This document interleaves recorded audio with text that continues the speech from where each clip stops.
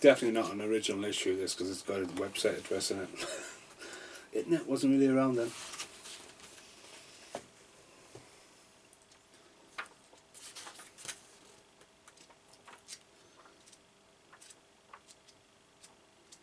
That's a pretty cool book. Might have to put this book on my little book reviews I've been doing at the moment. Hello, I'm Steve Monkey Mason. I've just got back from seeing the new Alien movie, Alien Corvette, sorry. I've got nothing to cut to. Well, I have, sort of. But I'm on a chair on, I can't really go anywhere. What I'm trying to say is I've just got back from seeing the new Alien movie, Alien Covenant. I will struggle to say that word. Now that I've put myself a task, I can't say it. I'll keep on not being able to say it. Now, this isn't a fast forward review where I jump around.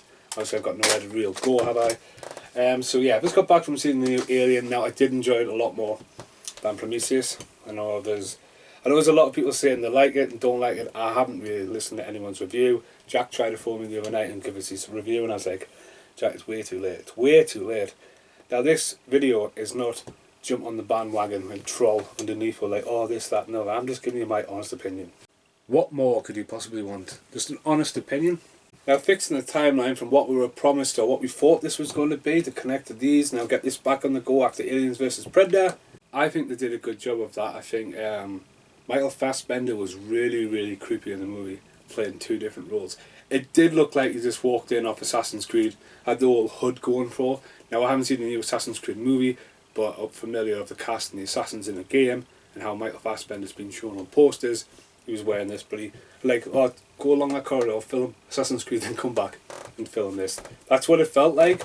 Filled in the gaps a little bit from Prometheus. I'm trying not to spoil anything here. If you want to see the movie, go and see it.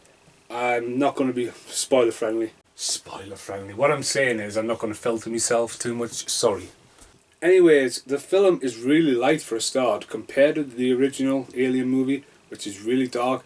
And obviously what Cameron did with it and what progressed throughout the series, well, not as dark, definitely not as dark as Alien vs Predator Requiem, not as dark as that.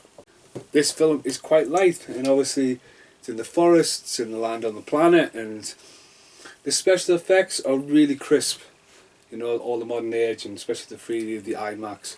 The original one had some amazing models. I mean, Alien 1 and Aliens, the model work in them films are amazing. But now you've got all the CGI, and there's still something about the brain, even though it's in space, going, yeah, that's not really there. When it's a model, it's like, whoa, that's really there. See, that isn't CGI, is it? That's clearly there, isn't it? Anyways, the cast except for Michael Fassbender, James Franco I thought James Franco's role in the film was perfect. It was a cheeky little role. Danny McBride, when I first heard he was going to be in the movie, I was like, what's this, a Pineapple Express reunion? But he was really good in it as well.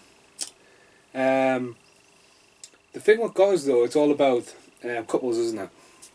And I found it really hard to follow who was whose husband, wife, who was seeing who was getting upset when they were in the jeopardy, when they died, you know, and it was just like, that wasn't very clear.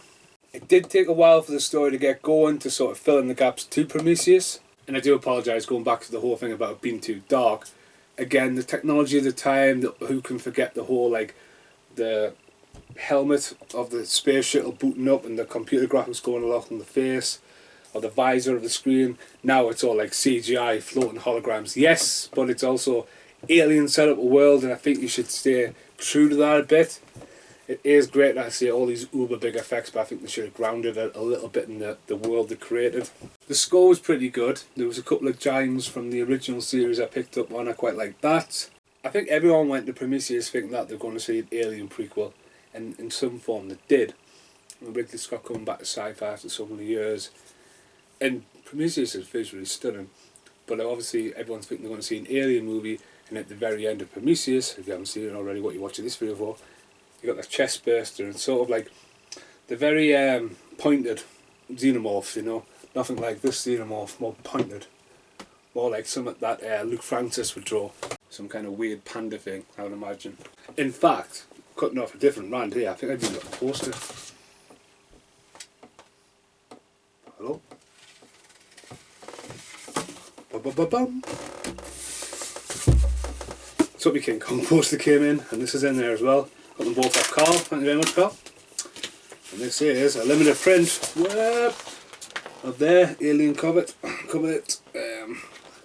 So yeah, like a proper montage with some faces bent in there, some face huggers in there. It's the old school Alien. Now, one of the big things about this is the first xenomorphs in the movie are white, and they've got this very alien kind of humanoid. You know, they stand upright. I'm sure one of them will stand upright in the back of the book. It's probably something Ridley Scott's always wanting to do. Well, that one's taking a bow there. That might just be the guy in the suit having a bit of a laugh there. Thanks everyone, see you later. But I think Scott's always wanted to push the boundaries, even going back to the engineer that they originally designed.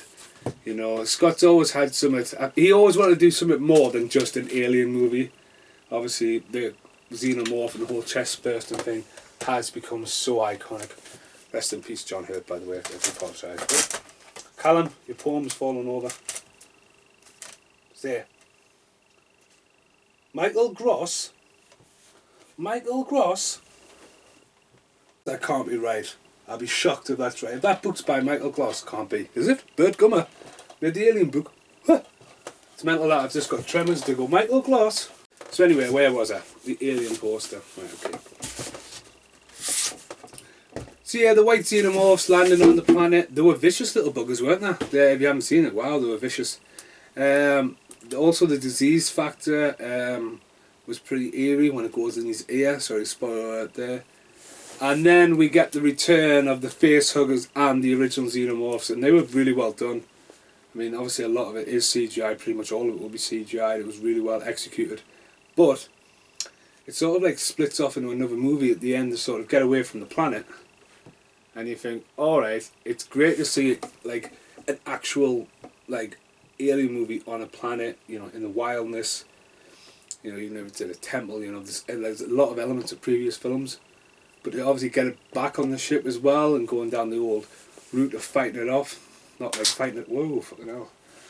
I'm going to kill some of that. Not like fighting it off with the old, what is it, the JBC yellow trucker. Oh, what am I thinking of? This thing, that's what I'm on about. Rather than fight it off with that, they use a bit of bronze and a bit of Danny McBride to get rid of the alien. But they were vicious, it was a great setup. Obviously, not spoiling too much, but it obviously is setting up for another one, I imagine. Because they still need to fill a big gap between that and Aliens. But I enjoyed it. Because I grew up on Aliens, Aliens was the first one I seen. I'm always a big fan of James Cameron's Aliens. What's that noise? I've always been a big fan of James Cameron's Aliens, and obviously the original movie. If you see the second one before the first one, obviously the second one's just all out war. But Scott's has got a lot more psychological. Not more suspense, especially if you watch the director's cut when the thing's swinging in the chains. That's the first reveal of it. That's terrifying. And I think Ridley Scott's done a good job of this. It's better than Prometheus. It's not better than Alien and Aliens by the time they're made. It's better than Aliens 3. Definitely better than Aliens Resurrection. Miles better than Alien vs Predator, and definitely better than Alien vs Predator Requiem. So yeah, it's definitely worth checking out. See, the pictures I didn't see it in 3D or IMAX. You know, there was nothing like jumping dazzling special effects about it, but unfortunately I didn't see it in 3D because it wasn't shown in 3D because King Arthur came out yesterday. So you go to the pictures and it's Guardians of the Galaxies 2 on at 9 o'clock. Well, can't go and see that. Aliens, well, that's the one we came to see, and every other screen is King Arthur. It's a shame right now that in less than 2 weeks the film you want to go and see, by the time you get to go and see it, it's finished at the pictures. It's an absolute joke. Because like films get pushed out quite quickly, but Alien will not probably come out till September, going into the Christmas period. Probably even that, probably even November. It could be late on. And it's just sort of like, well, I haven't got time to go to the pictures tonight, and then next thing you know, we'll go and see the pictures, what's out? Oh, Beauty and the Beast is on every screen. Obviously I don't know if it's an exaggeration because Beauty and the Beast is finished, but off the rant. So in my opinion, it's worth watching. A little long-winded. Acting was really good in it, special effects. It was pretty gruesome. There was a lot of fucking swearing in the movie. I had to say fucking right there. A lot more than it's ever been, I think, in an alien movie. There was some really dark, brutal. I mean, the first reveal of when it comes out of his back is brutal. That is some really gruesomely sick reveal. And obviously the brand new chest bursting scene as well was gruesome. Even the little sound effects when it sprays like psst, psst. I was like, ugh. Didn't have that in the 80s. It was more like, you know, this is like psst. breaking out, so. Well, I think I'm all ranted out.